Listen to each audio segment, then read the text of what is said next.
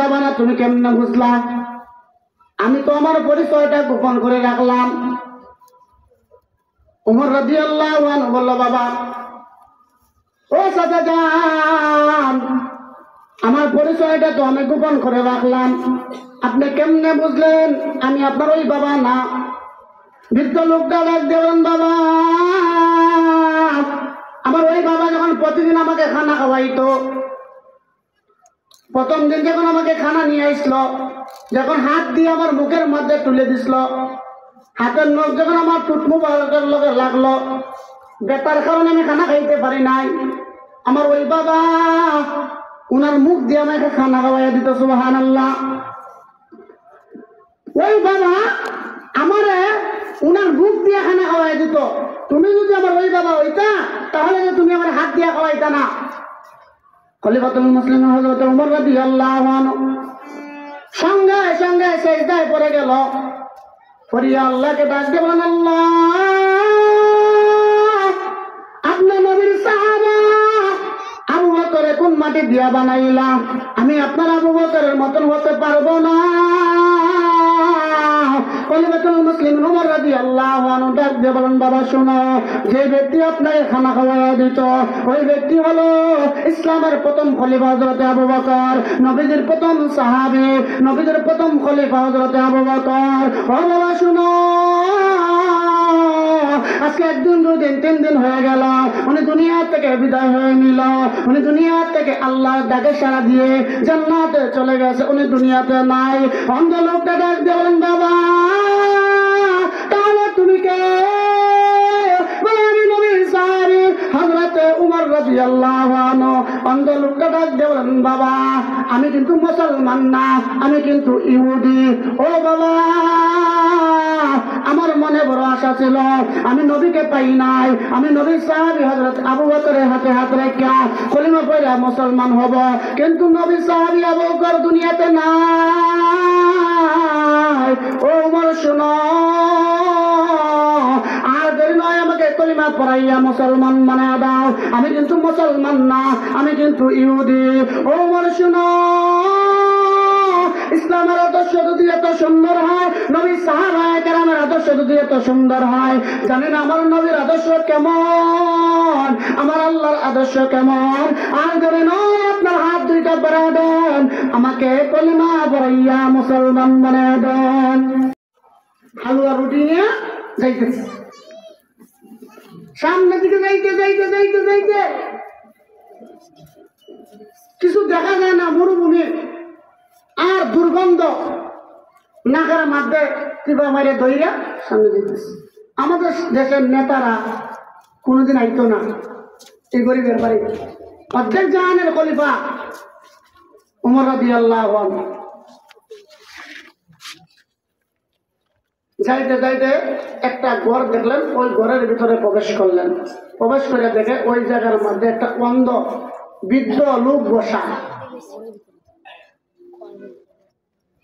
ওমর রাদিয়াল্লাহু আনহু ওই বৃদ্ধকে জিজ্ঞাসা করলো, বাবা আপনি কেমন আছেন? বলেন, বাবা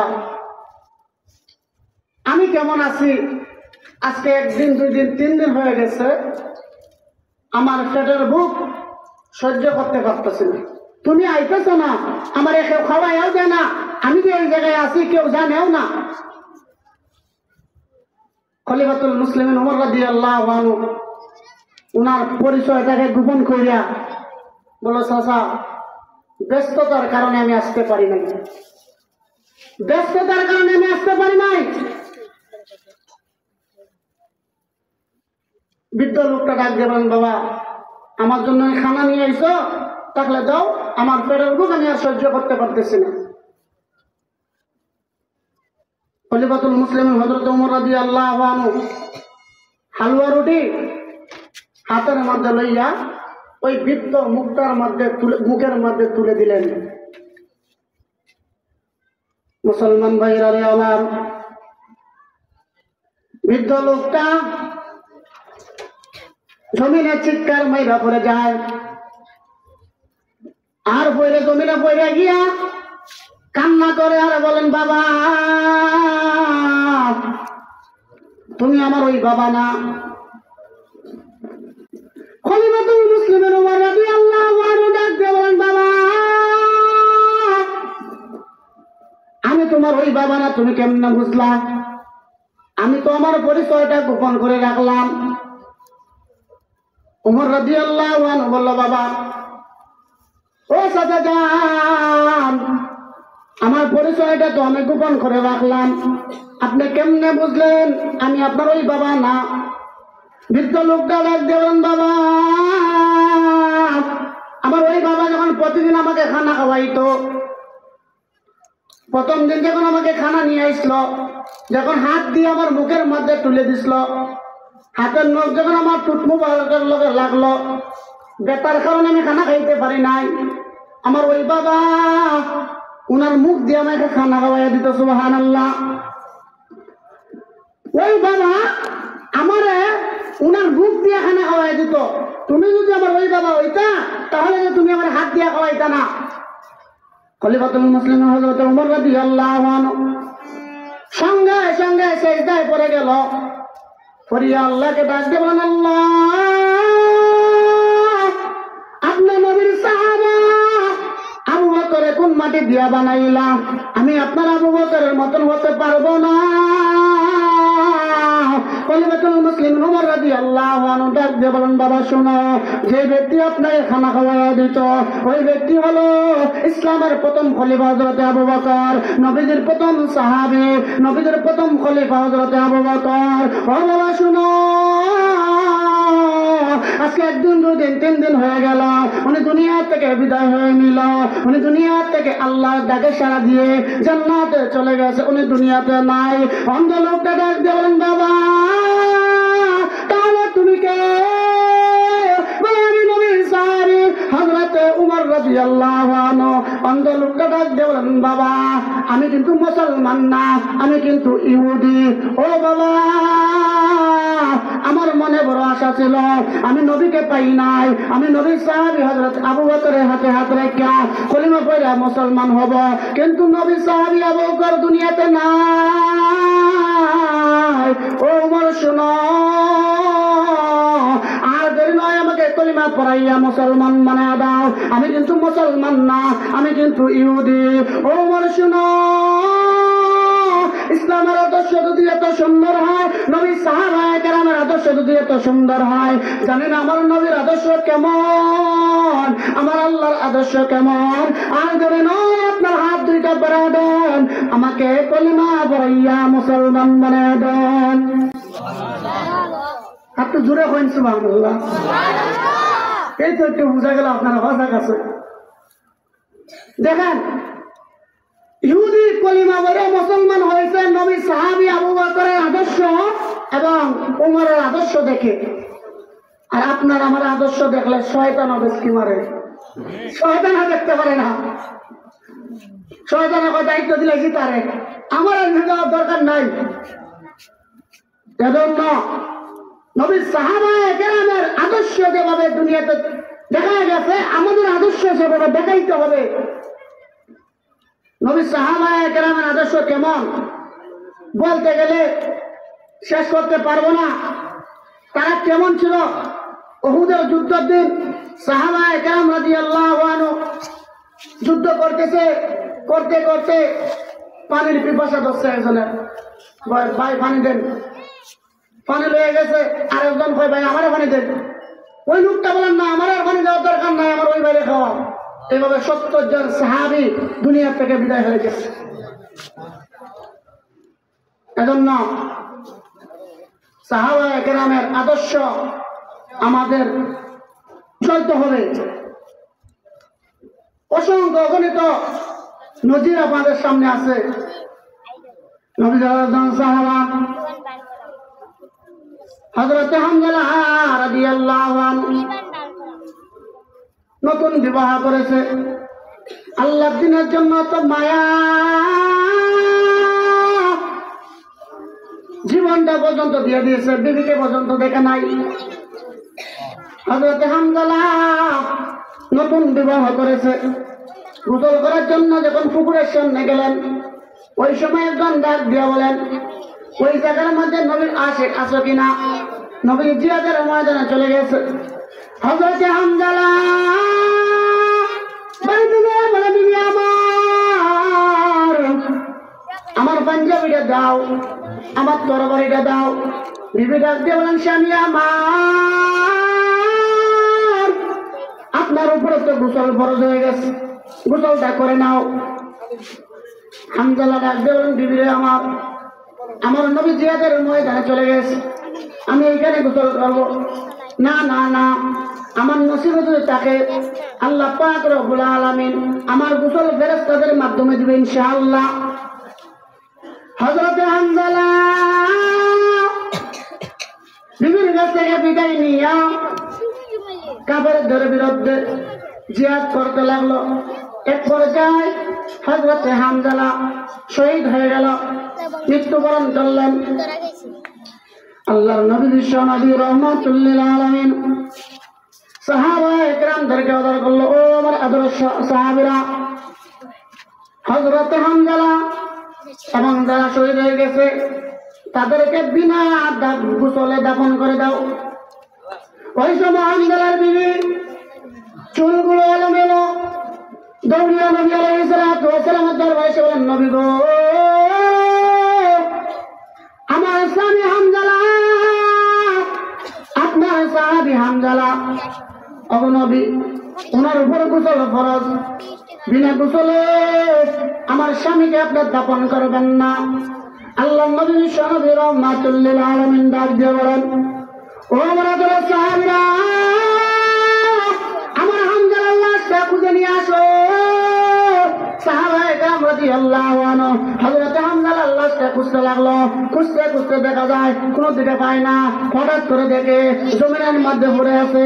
সাহাবায়ে কেরাম হযরত হামজালার লাশটা নবী করিম সাল্লাল্লাহু আলাইহি ওয়াসাল্লামের সামনে নিয়ে গেল। আল্লাহর নবী বিশ্ব নবী রাহমাতুল লিল আলামিন তাকায় দেখে হযরত হামজালার দাড়ি মুবারক থেকে টপ টপ করে পানি পড়তেছে, চুল মুবারক থেকে পানি পড়তেছে। মায়ের নবী ডাক দিয়ে বলেন, আল্লাহ, আমার হামজালাকে কে গোসল করাইলো? আল্লাহ পাক রব্বুল আলামিন ডাক দিয়ে বলেন, নবী গো, আপনার হামজালা আমার আল্লাহর দিন কায়েম করতে গিয়া দুনিয়া থেকে বিদায় হয়ে গেছে। ও নবী আমার, আমি আল্লাহ কি পারি না ফেরেশতাদের মাধ্যমে 7 আসমানের উপরে নিয়া গোসল করাই দিতে? আমি আল্লাহ ফেরেশতাদের মাধ্যমে নিয়া 7 আসমানের উপরে আপনার সাহাবী হযরত হামজালাকে গোসল করাই দিলাম। সুবহানাল্লাহ। এই সমস্ত সাহাবায়ে কেরামের সমালোচনা করা হয়। 70 মাপকাঠি সাহাবায়ে কেরাম, 70 মাপকাঠি সাহাবায়ে কেরাম। আপনি সাহাবায়ে কেরাম মানলেন না, আপনি দিন মানলেন না, নবীও মানলেন না, আল্লাহ মানলেন না। ঠিকানা কই?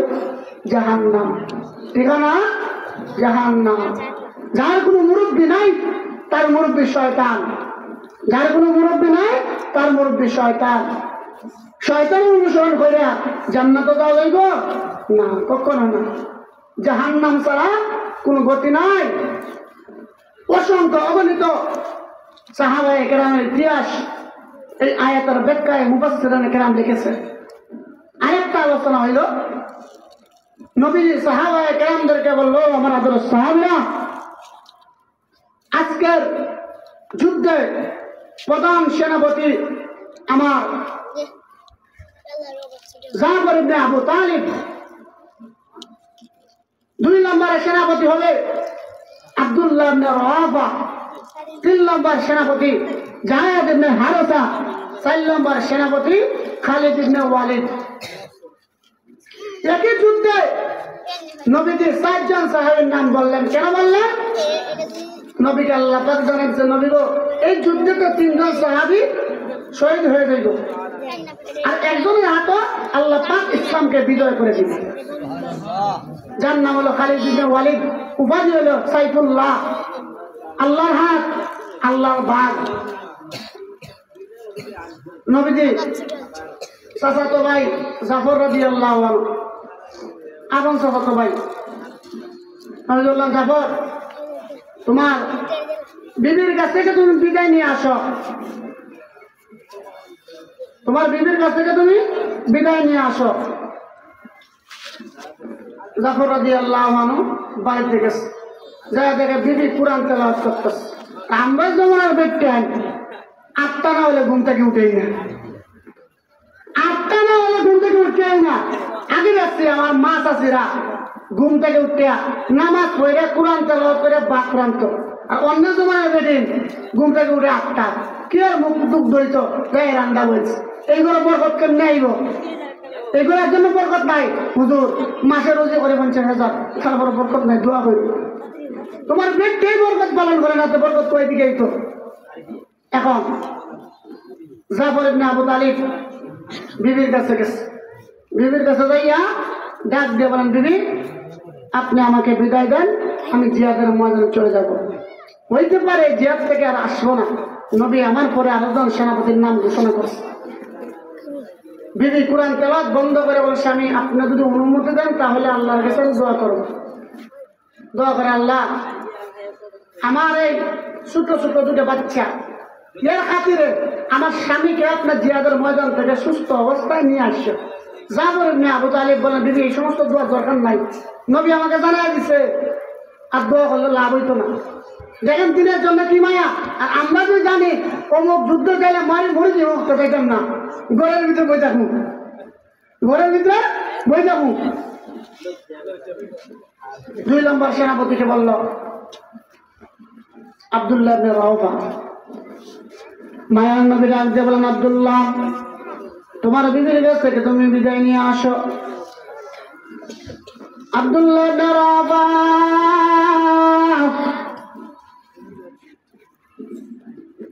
বিবির কাছে যাই বলেন, বিবি আমার আমাকে বিদায় দিয়ে দাও।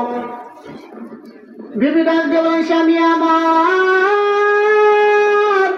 নতুন বিবাহ করেছি, আমি আপনাকে দেখি না, আপনার চেহারাটা আমি আর বাদ দেখে নেই। আব্দুল্লাহ ইবনে রাওফা ডাক দিয়ে বলেন, বিবি আমার চেহারা যদি তুমি দেখো তাহলে আমার প্রতি তোমার মায়া ঢুকবে, তোমার প্রতি আমার মায়া ঢুকবে। বিবি ডাক দিয়ে বলেন, স্বামী আমার আপনার চেহারাটা যদি আমি না দেখি তাহলে হাসরের ময়দান আপনাকে কেমনে আমি চিনব? আব্দুল্লাহ ইবনে রাওফা ডাক দিয়ে বলেন, বিবি আমার হাসরের ময়দানে আল্লাহ পাক রব্বুল আলামিন আমাকে তোমার সাথে সাক্ষাৎ করাবো, চিন্তা করিও না।